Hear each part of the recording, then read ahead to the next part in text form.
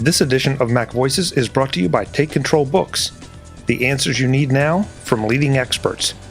Learn more and download yours at takecontrolbooks.com.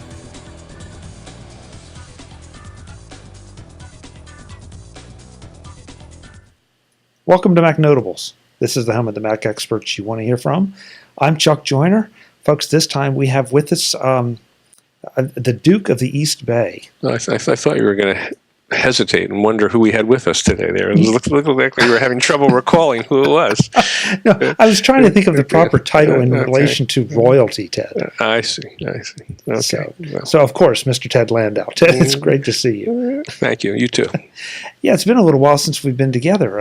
I took a little trip to Las Vegas. You took a little trip away from the East Bay, and now we've both cycled back, and here we are. Mm-hmm. You were at Las Vegas just for vacation, or were you at some sort of conference or something? No, this time it was just for vacation. Did you gamble? Just for, not a bit, not a dime. You go to Vegas, and you don't get? Do you go to like any of the shows or anything like that? Shows and restaurants, and just in general, enjoy a 5-star hotel for ridiculously low prices. So, because at this time of year, it's a little warm. The one day, a little warm. Yeah, the one day we hit 118. Well, yeah, so. Just a little warm. That's yeah, right. Yeah. So, and as I recall, you traveled somewhere that was a little cooler. Not a lot, though. I was in Boulder, Colorado, and the first day I arrived, it got to 105. So, not quite where you were, but still balmy. Yeah. But did you have any problem with the fires? No, they were not. We're nowhere near us. Good. Okay. Well, that's good. Good. Well, now we're back together on, I guess, the date of the royal baby's birth and the day of Apple's conference call. So and Penelope Cruz's kid was born today too. Oh, that's Or yesterday, whatever the day was that happened. Let's see, of those three events, which one shall we talk about? I want to focus on Penelope Cruz because I've always liked her. Go right ahead. Well, I'm waiting for you to ask the questions. I don't even know. Did she have a boy or a girl? That's about all I got. That's all I got. I have no idea. Oh, man. So, I guess but the baby is 87th in line for the throne. Okay. It'll be an unusual set of circumstances if Penelope Cruz's kid ever becomes prince, but it could happen. Yeah, I guess. All kids born on that day are technically in line for the throne. That's how it works. Oh, is it? Okay. Yeah, it's a little-known fact. I got to look that one up. So let's kick into Apple's quarterly conference call. This one, it seemed like there were a couple surprises, but not really big ones. Ted, I'm going to say it once and then get it out of the way, but sometimes these analysts I swear they just want to hear themselves talk on one of these conference calls. They always seem to ask some of the same questions. They always seem to try to push Tim Cook and company to pre-announce things or talk about where they're going. And it seems like that part of it seems like a useless exercise. Yeah. I mean, they do it all the time, and I don't know what they expect. They expect Tim to just go, well, sure, Roger, I'm going to tell you all of our plans for the next 6 months just because you asked so nicely, and even though we've never done anything like that before. Here it is. Wait, let me get the blue book out that I can just hand you, which will actually have all the diagrams and photographs of our forthcoming products. That's what they're hoping for, and somehow it doesn't seem to happen. I don't know. Maybe next time. No, it's amazing. I did get kind of a kick out of the guidance that they're giving for next quarter, that it seems to be like, okay, we're expecting right in the middle of what our our range is sort of right in the middle of what we have historically done. So gone are the days when they underestimate, but they also are not overestimating. They seem to be just playing it kind of realistically conservative. Well, they also don't, in my view, I mean, they do to some extent. I don't want to undersell, but there isn't enough paying attention to the specifics. They'll look and say, well, iPad sales are down compared to last year, but they don't really a lot of analysts don't at that point go and say, well, what does that mean? Does that mean that iPad is less popular? Does it mean Samsung is gaining ground? Or does it simply mean that that iPads haven't been refreshed so far this year, and there's more anticipation of a new one coming out. That could be slowing down sales. There could be all sorts of other things going on that have nothing to do with the excuse me, this cough is getting to me again. That have nothing to do with the overall popularity of the iPad relative to competitors. But rarely do you see that sort of thinking going on among the first round of analysts, anyway.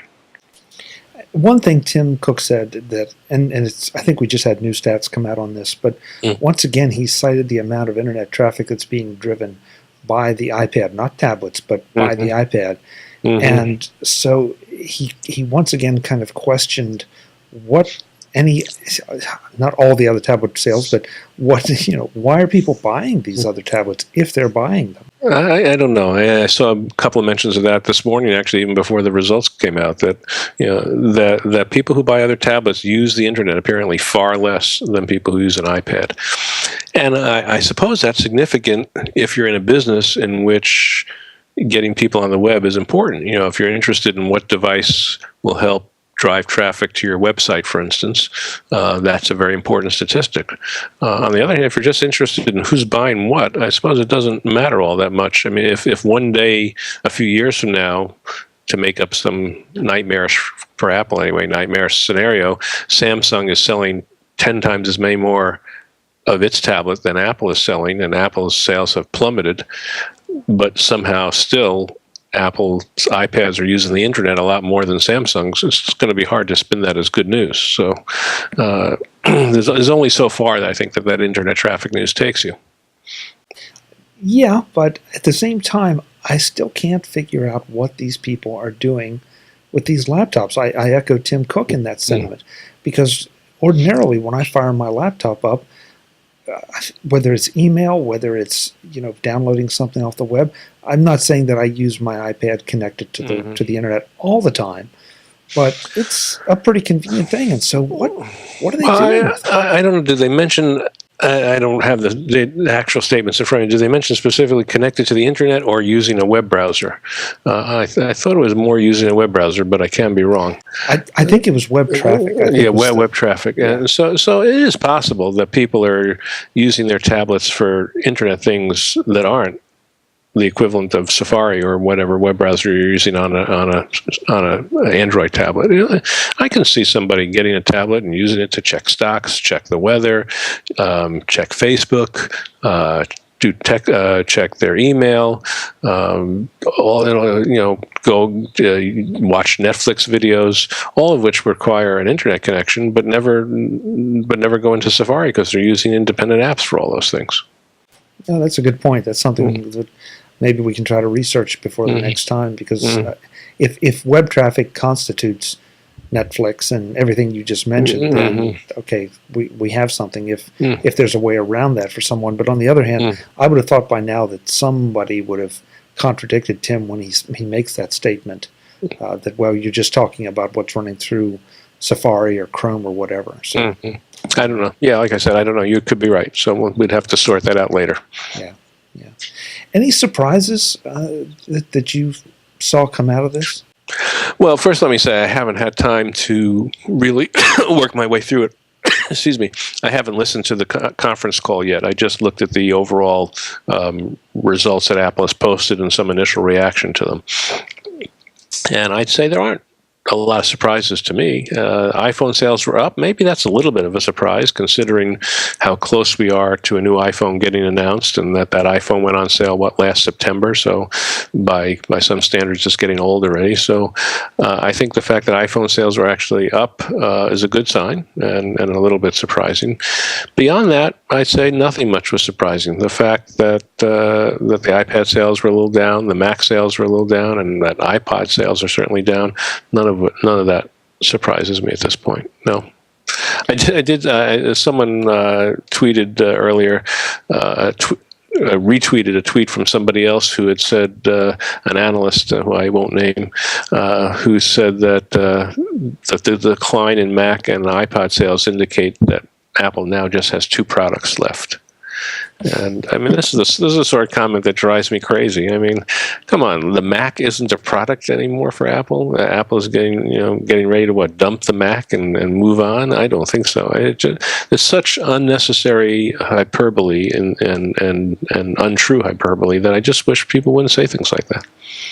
Well, it's one more advertisement for why you really need to recognize a lot of these statements as link bait. That they don't add anything to the conversation. They aren't even good analysis. They're just trying to draw your eye to somebody's website. A couple things that I think were worth noting, and one of them I was looking at an article from the Mac Observer, and I'll put a link in the show notes, that apparently the number of movies and TV shows that the iTunes is generating or is downloading is quite impressive.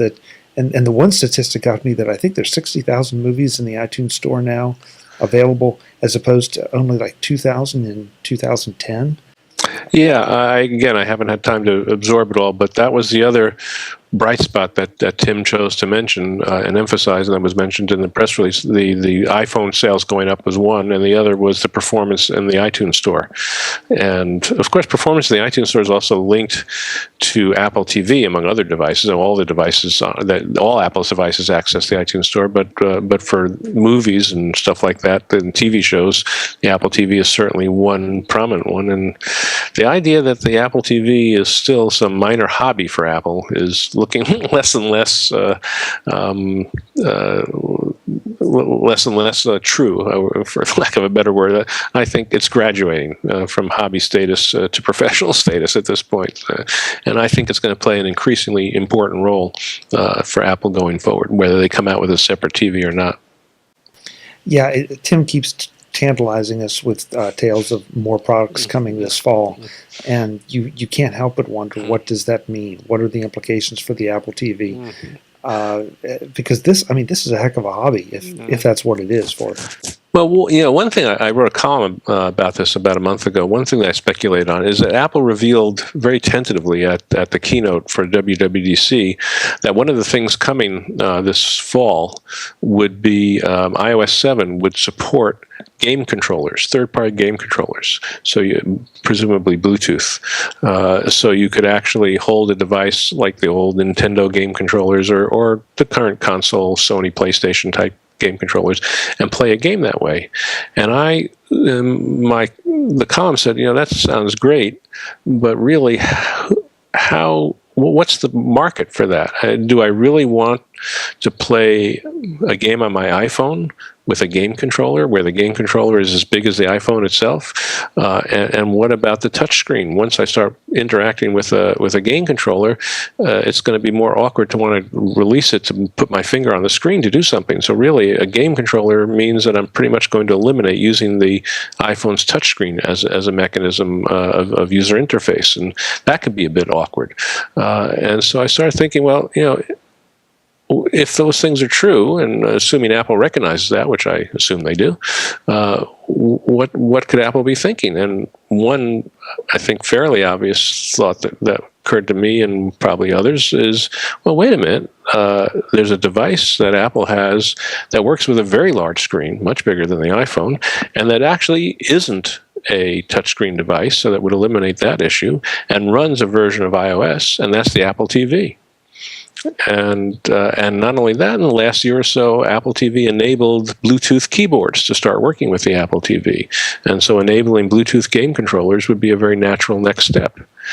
And suddenly I'm thinking, Bluetooth game controller, Apple TV, you have essentially a game console that's ready to compete with the likes of Sony PlayStations and Xboxes to some extent. I mean, they're already, the iPhone and iPod Touch as a game machine is already quite popular, and this would, I think, be the next step. The only thing that then occurs to me is, how do you get games onto the Apple TV, since there is no Apple TV App Store? If they started making games, for instance, specific for the Apple TV, where do you get them, and how do you get them onto your Apple TV? And that started me thinking, well, the next thing that might come might be an Apple TV App Store. And then that led me to think, okay, if there's an Apple TV App Store, where do you store those games? Because there's no user-accessible internal storage on an Apple TV. And so then that started me thinking, well, do you store them in the cloud, or is Apple going to actually try to let you play games that are stored on the cloud and stream the game? I mean, that could work, but that if you don't have a great internet connection for high-speed games, that could be a problem. And so then that started me thinking, might Apple introduce a new Apple TV that actually allows some degree of internal storage? Anyway, so it was a whole cascading series of thoughts that started with the simple fact that Apple had announced a game controller for iOS 7 and led me to think that there's some potential for some exciting things coming up with Apple TV and games. Somewhere I seem to think that there's like 3 gigs worth of memory inside an Apple TV. I don't know if that's correct or not, but there is a USB port on the Apple TVs that up to now has just been used, at least non-jailbroken, for I think diagnostic work. Right. So users aren't supposed to use it at all. Right. So I wonder if there's any opportunity to plug another device that might sit on top or underneath and add some additional storage. Well, it might well be. I don't know. Interesting. Interesting. But one thing for sure, it's certainly it feels like it's gone beyond the hobby stage. If this is something that Apple can do as a hobby, wow. Yeah, I want that hobby. Yeah. Wait a minute, my hobby was never quite as successful as that hobby. I'll skip my professional life and go into the hobby business if that's the hobby that they're going to give me. So, yeah, definitely.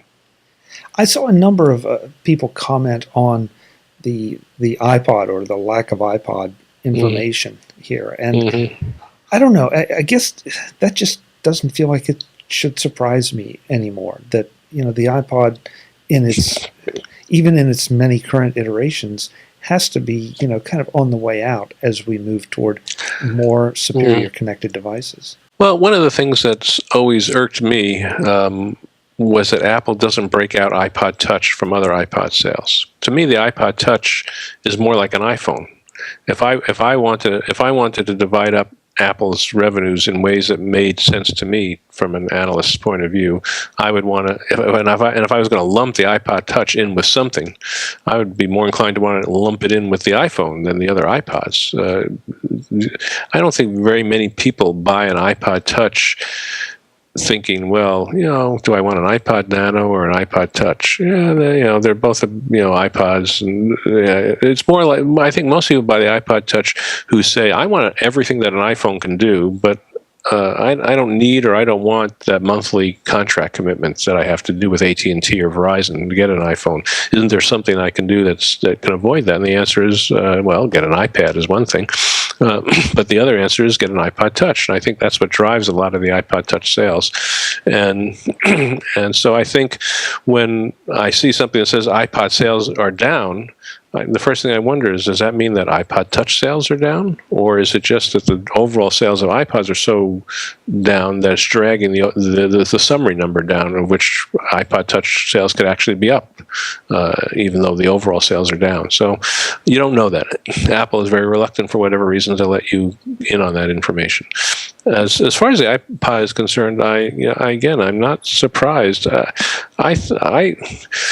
I'm not predicting that the iPod is going away. I think Apple is going to continue to make iPod Nanos and apparently iPod Shuffles for years to come. Maybe not so much the iPod Classic, especially now that you can stream music to your iPod Touch. The need to have a lot of storage on your iPod Classic becomes less and less. But nonetheless, I see the non-iPod Touch iPods as pretty much of a dead end at this point. That there's a limited market for them that will persist, and presumably that will be enough to keep those products going. But I don't see that being anything other than a declining market. I think it's going to continue to go down quarter after quarter for many quarters to come. Yeah, I still think there's a place for certain iPads in certain circumstances, but as someone who as someone who used to carry a dedicated iPod in addition to an iPhone, I find I'm doing that less and less and less.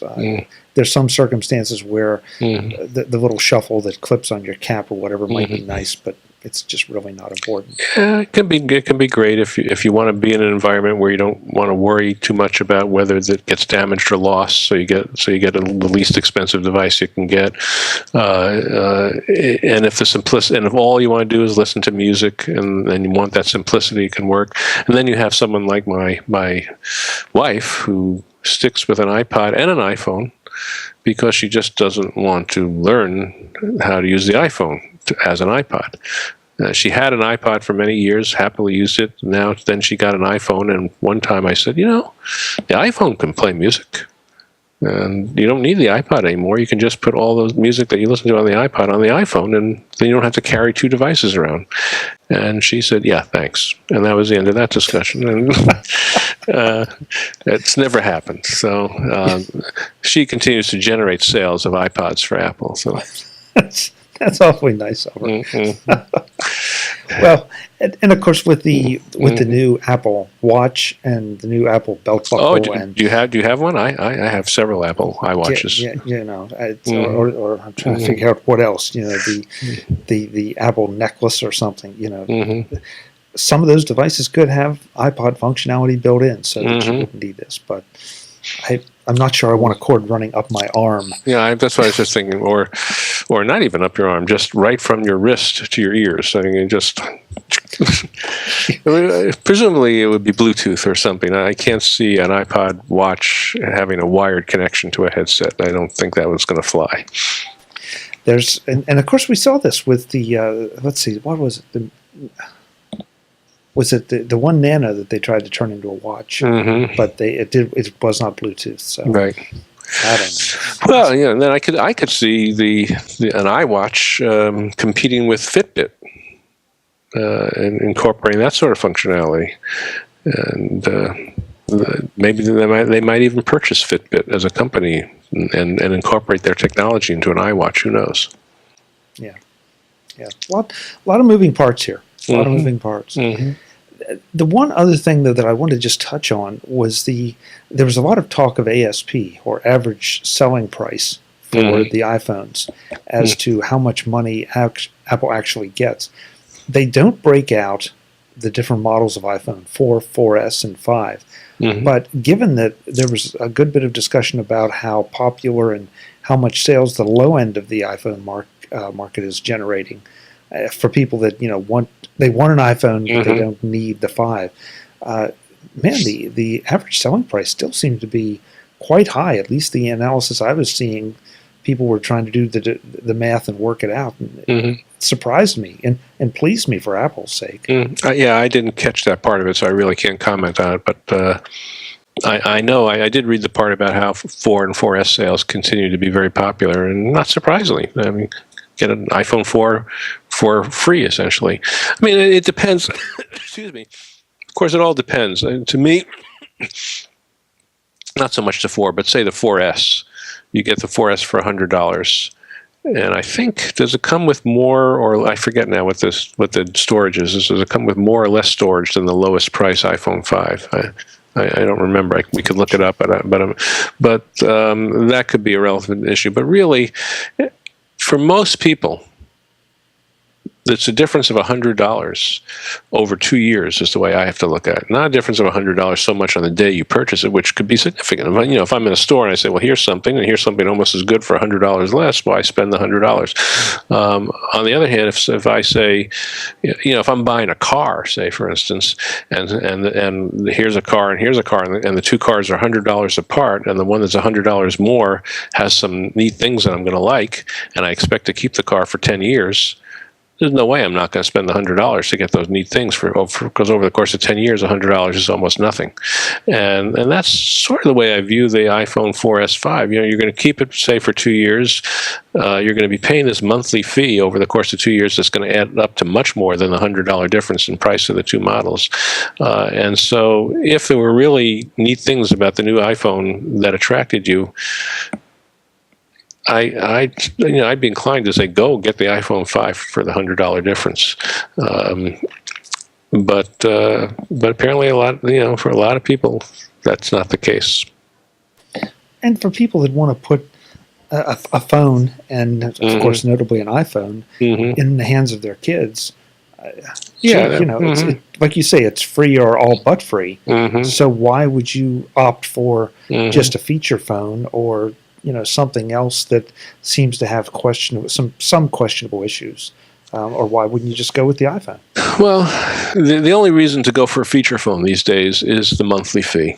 I mean, the monthly fee, if you just get a so-called dumb phone or a stupid phone, as somebody referred to it, that I was having a conversation. I mean, my wife asked somebody today, do they have an iPhone or anything like that? And she said, no, I still use a stupid phone. And so if you still use a stupid phone, it does save you a lot of money. You can get these prepaid phones that you only pay for the minutes you actually use, and it can be quite a bit less money than getting an iPhone, and that makes a difference. I mean, we have Naomi and I each have two iPhones. Maybe we each have two. Naomi and I each have an iPhone, so we have two iPhones between us, and our monthly AT&T bill for the iPhones is about typically $140, $150 a month, somewhere in that range, and that's not an insubstantial amount of money. That's adds up to close to $2,000 a year. Yeah, that's a good point. Good point. So, this edition of Mac Voices is brought to you by Take Control Books, the answers you need now from leading experts. The Take Control juggernaut continues to roll on with great books that deliver a focused, practical approach to whatever topic they address. Most recently, Joe Kissel has added to his stable of great advice with Take Control of Backing Up Your Mac, 2nd edition. Protect your data with Joe's advice on backup services, software, media, and redundancy. Things keep changing in the backup world, and Joe's on top of it, helping you keep your data safe. Joe has also been busy with his other recent Take Control release, Take Control of Your Paperless Office, 2nd edition. Covering changes in cloud options, updating his choice of the most powerful, reliable software, and refining his and your paperless strategies, Joe's book is the perfect guide for those just getting started with paperless, as well as those who have already jumped into the paperless lifestyle. Kirk McElhearn's latest Take Control book is Take Control of iTunes 11, the FAQ. iTunes 11 changed quite a few things about the interface of Apple's media application, and Kirk has taken the time to help sort it all out so you get the most out of your audio, video, and book collections. Learn how to effectively import, tag, organize, and share your media with Kirk as your guide. Kirk also provides a Take Control look at one of my favorite productivity apps in Take Control of LaunchBar. So much more than just a program launcher, LaunchBar can help find information on your Mac and beyond, access it, manipulate it, and more. Kirk covers LaunchBar's 5 superpowers, as well as the other features that will make this a power user's choice. To learn more about all of these books, watch our Mac Voices interviews with Joe and Kirk, then go to TakeControlBooks.com to download sample chapters, find supplemental information, and of course, to pick up your very own copies.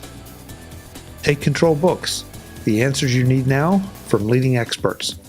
Thanks to Take Control for their support of Mac Voices.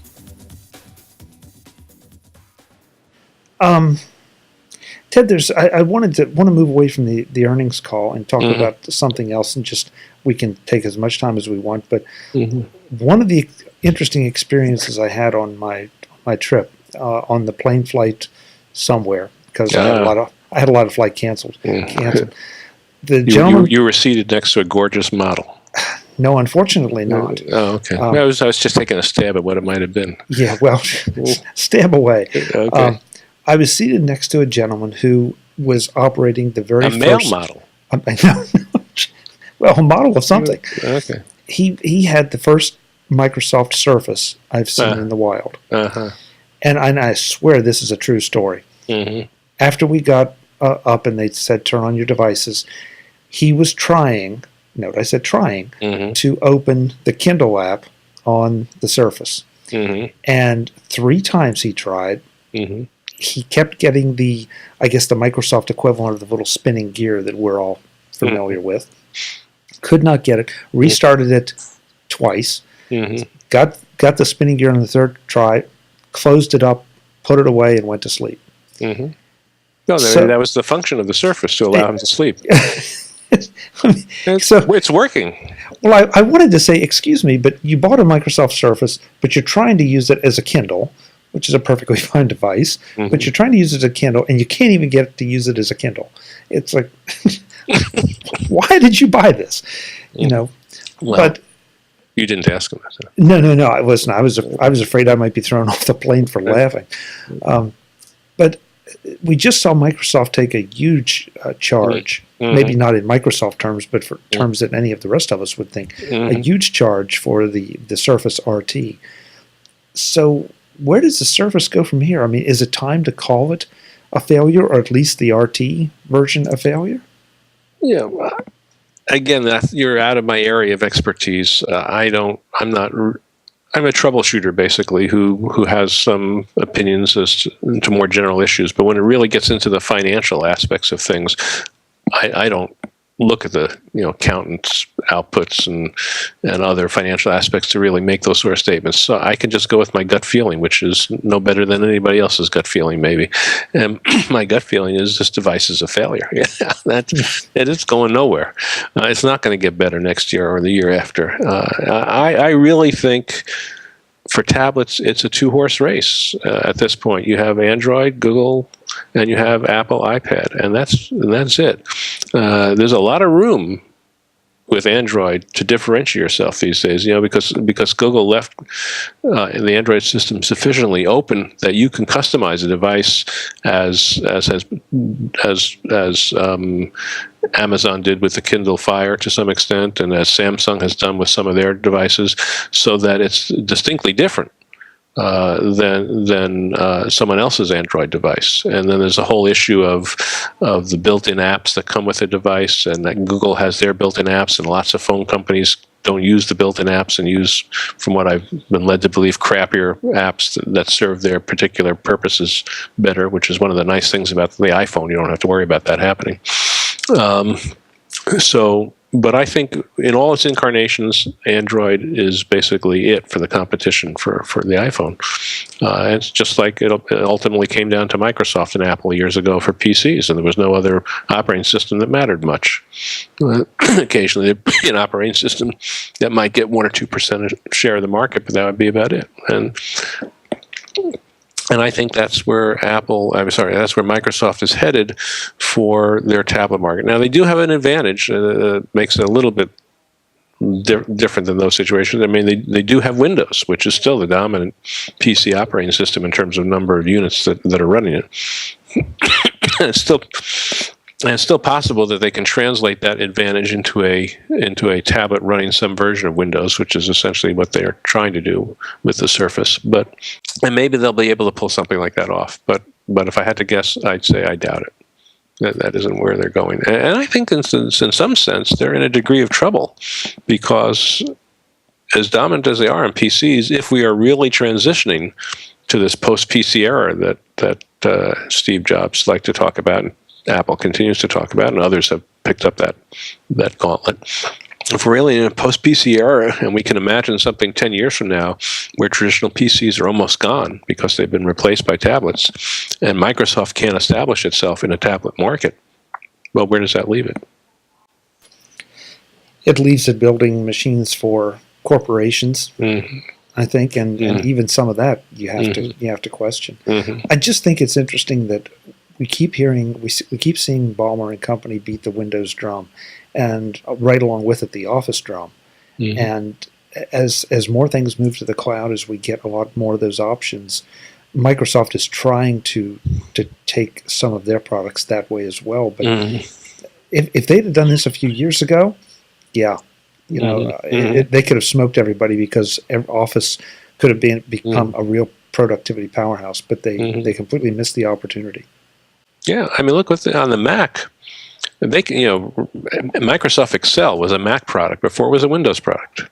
Multiplan, I believe, was a.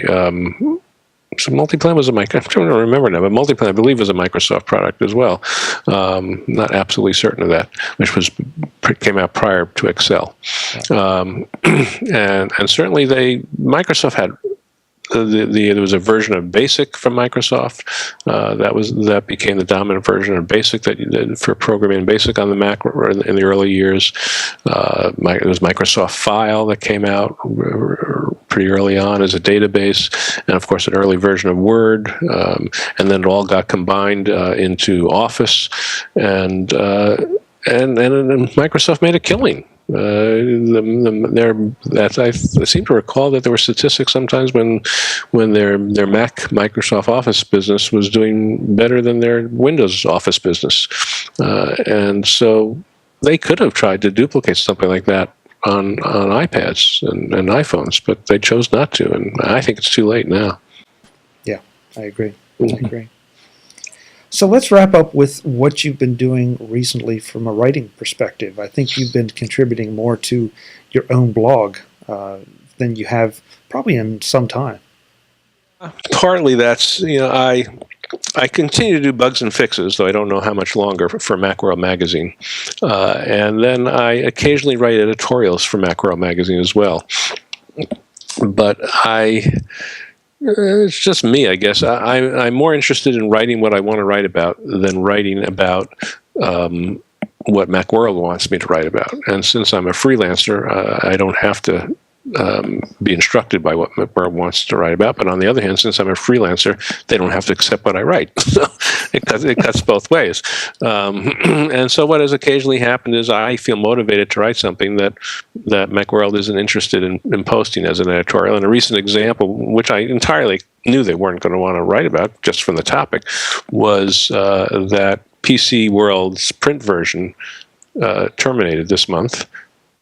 I believe July is the last month that they're printing it, and I noticed that Macworld continues as a print magazine. They're both sister IDG publications. In fact, they share the same office building right now. And so I said, it's interesting that Macworld continues as a publication, even though there are many fewer Mac users than there are PC users.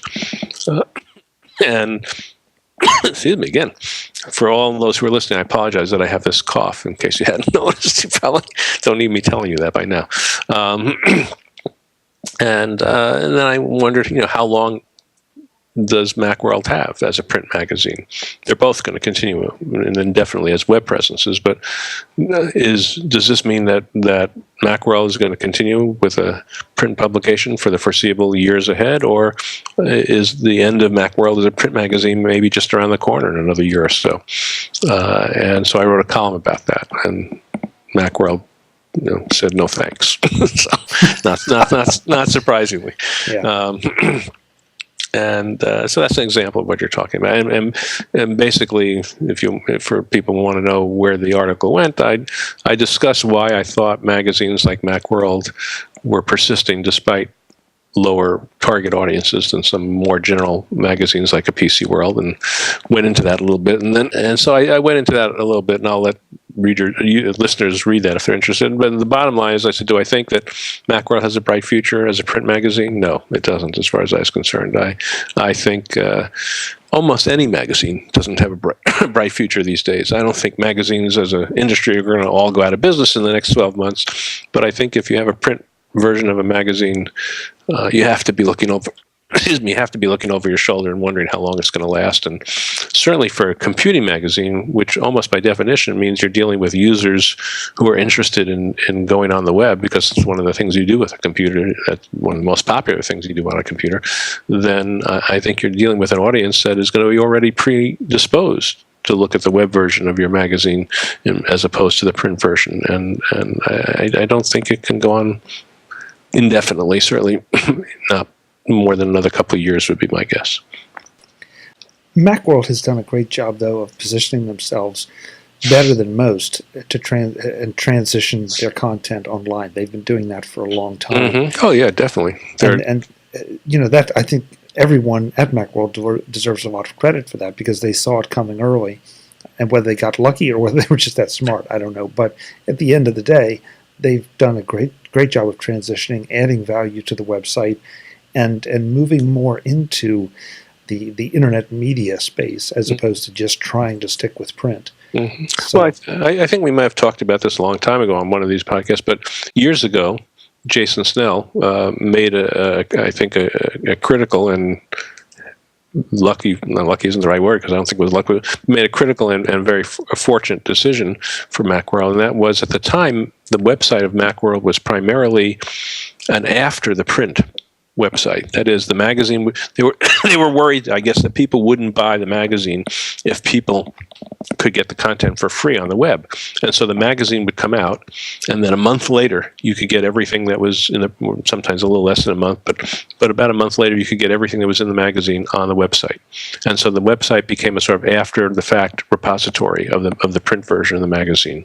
And at some point, Jason Snell, and I'm sure others participated in the decision, said, no, this isn't going to work anymore. We're going to turn it upside down, go the other way. We're going to put everything on the web first, and then we're going to take the best of what we put on the web and put it into the next print issue. And that was a critical decision that I think saved the Macworld as a web presence. And I guess hindsight's always 20/20, but that seems so obvious because with the other model, and a lot of publications were following that model. Not only was the content delayed by the normal print cycle requirements, but then it became delayed even more, so that when it popped out on the web, it was 2 months old at minimum, maybe 3. I'm not going to say it didn't have any value, but it certainly didn't have nearly as much value. To spin it around and say, okay, we're going to give you our best stuff first, fastest, just made so much sense. And then now we're going to take the cream of that, or a select amount, and put it out in print for those of you that haven't adopted the new medium or who really just want the magazine. We'll do that. You're right. It was a critical decision, and it was, in hindsight, it was brilliant. Oh yeah, I still find the magazine useful. Inevitably, of course, I get a free subscription, so I don't have to worry about what it costs me. But inevitably, when the issue comes, I find articles that I somehow didn't read when they were posted to the website, even though I go there regularly, and often interesting things that I'm happy to have had a chance to read. So they sort of complement each other for me. That's nice. But if I had to choose, if somebody said you can only have one or the other, it would be the website. I'd give up the print. No hesitation. As one other thing I'd just say in terms of why Macworld may be succeeding compared to, say, a PC world, and that is that Macworld has the advantage of including iPhones and iPads in its coverage. It's not just a Mac magazine. And PC world doesn't cover iPhones and iPads, at least to the same extent. That's sort of was given to Macworld as its primary domain. And there's also this Tech Hive a separate website that covers issues like that to some extent. So I think that's helped because, of course, the iPhone and the iPad have been widely popular, and so a magazine that includes coverage of that is going to get interest for that alone, even if people don't own a Mac.